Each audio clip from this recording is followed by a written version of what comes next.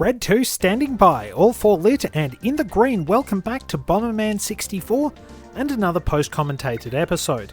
Still a few tech problems with the mic at the time, but it gets sorted out. After dealing with Artemis, we're on to the next stage. Pump it up. We will of course need pump bombs to proceed because there is a cannon right in our path. Blast it out of the way and blast the bridges down with pumped bombs as well. If the cannons are giving you trouble, keep moving. They generally can't hit you unless you double back into their attacks.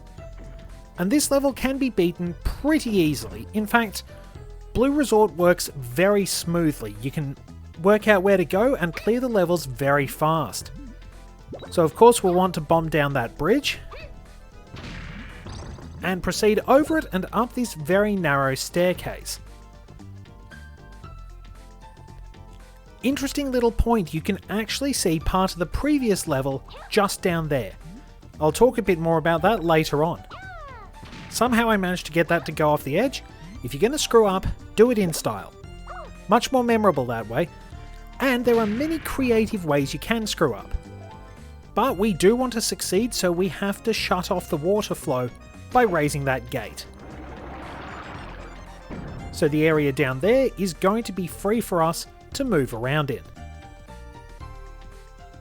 Sometimes I'd say this is actually a bit easier to move around in compared to Green Garden. It's very simple to get the gold cards and custom parts in a sense. So we squash that unfortunate fish and pumped bombs. We'll have to move this waterway. 3 pumped power bombs will do the trick. Don't blow yourself up. Not sure where the remote item is, but I'm not too fussed about that. Once we line it up, water will flow from the top of the tower.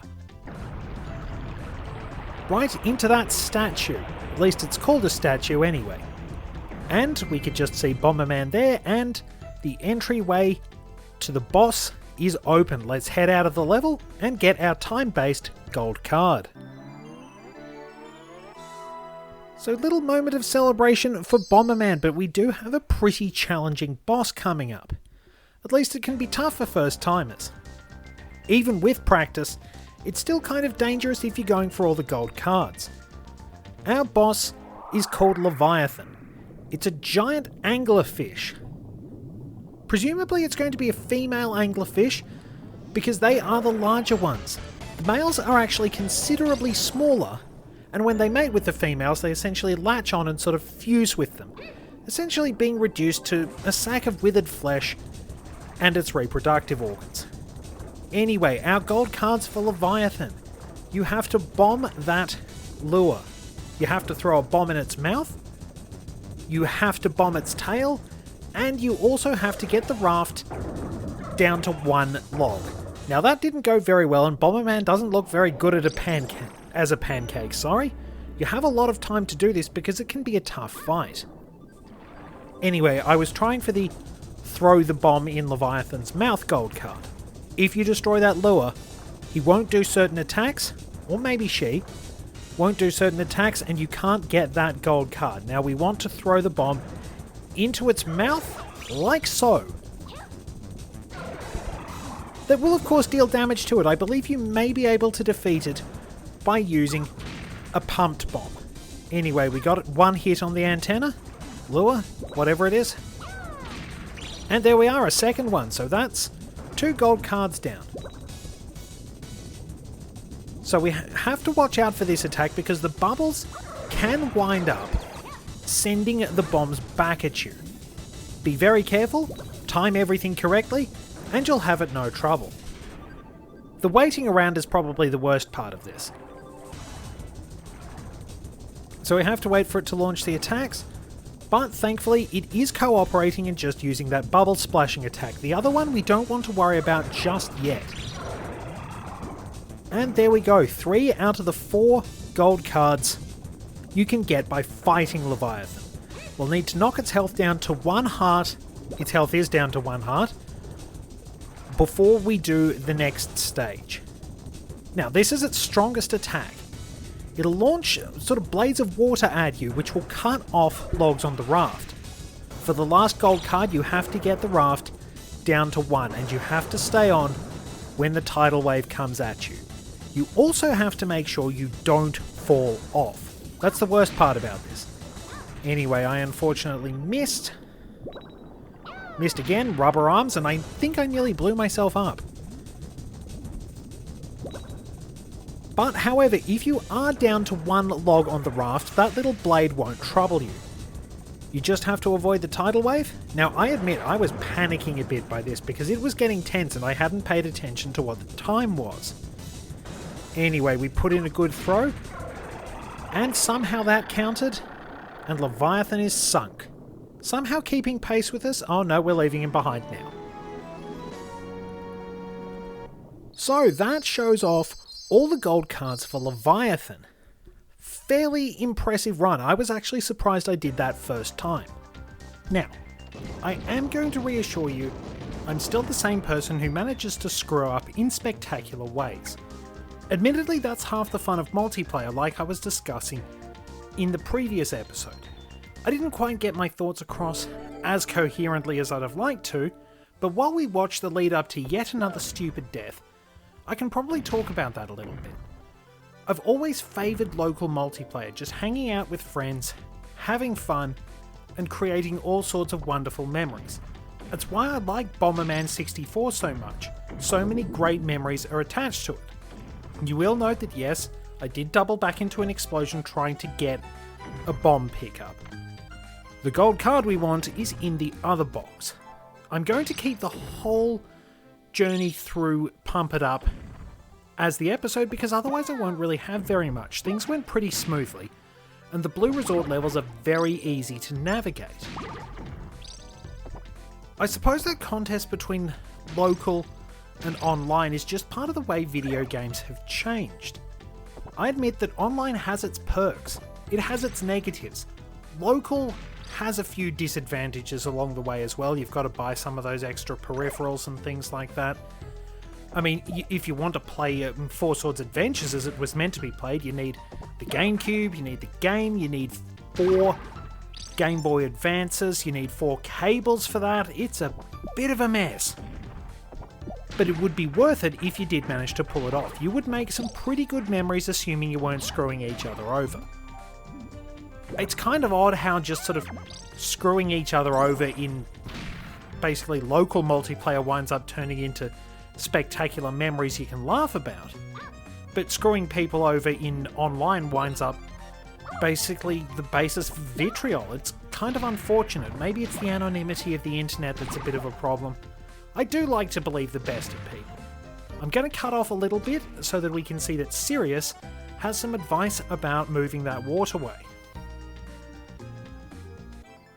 But the transition between online and local multiplayer is probably just a symbol of the way things have changed in video games.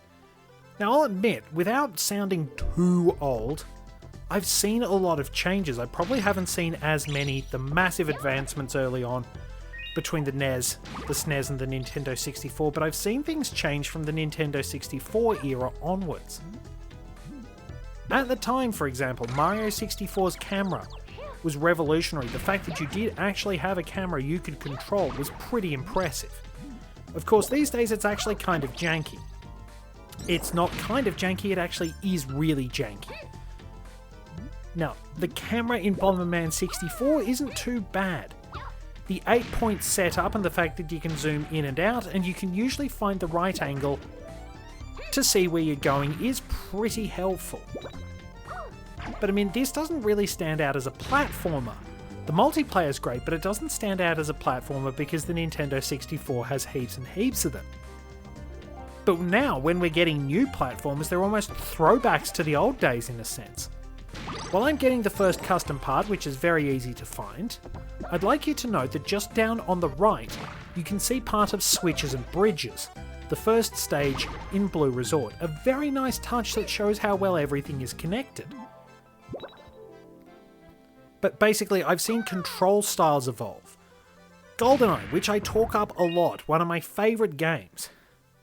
At the time, it was a major evolutionary bridge between the old guard of Doom, Wolfenstein, Quake and that, and the new world of first-person shooters. It did a bit more, you had some interesting objectives and things like that, there was improved AI, for the time anyway, and it actually showed that first-person shooters did have a place on consoles. We're going to get the last of our gold cards just up here. They're all very easy to find in this stage, and the custom parts are pretty easy to find too, as we've seen. But these days, GoldenEye is going to be very clunky because of its controls. The way first-person shooters play is drastically different to the days of the Nintendo 64 era, so it can be nearly impossible if you've been playing all those modern shooters to go back to GoldenEye. And I understand, technology does need to change, and I do like seeing those developments. Compare everything that Gold and Silver was to everything Heart Gold and Soul Silver were, and you'll see massive changes. Also, interesting note, those jellyfish, the blob-like fish floating up there, take 28 normal bombs, that is one unpumped regular bomb, to kill. Not really worth it, they just drop a heart as far as I can remember.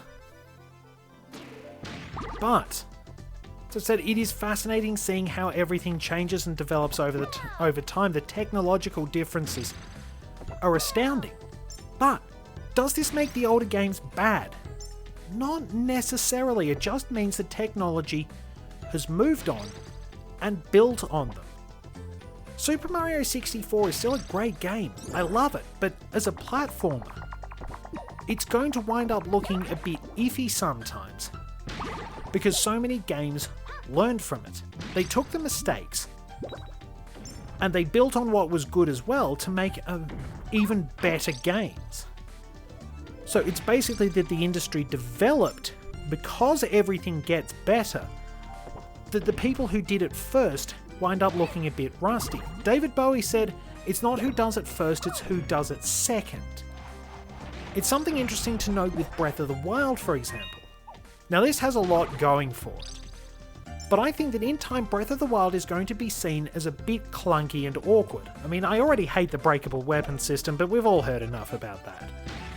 Thing is, the reason I believe it's going to wind up being a bit clunky and awkward is because other Zelda games will build on its good points and refine its flaws to make some genuinely impressive games. That it's not going to be outdated because it was crap.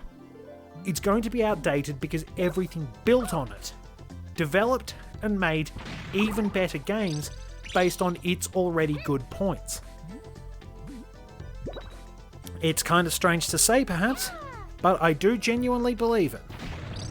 And it's not out of dislike, I do enjoy the game. It's not a personal favourite, I'd rather play Mario Odyssey if I'm going to be honest. But Breath of the Wild will give us some excellent Zelda games in the future, just like Mario 64 gave us some very impressive Mario games, and that's the reason it will wind up looking bad, per se, because everything develops and everything learns from that. Anyway, with that little interesting discourse in mind, we have wrapped things up for Blue Resort. We have all the gold cards. We'll be ready to move on to Red Mountain in the next episode. As always, thank you very much for joining me. I'll see you then.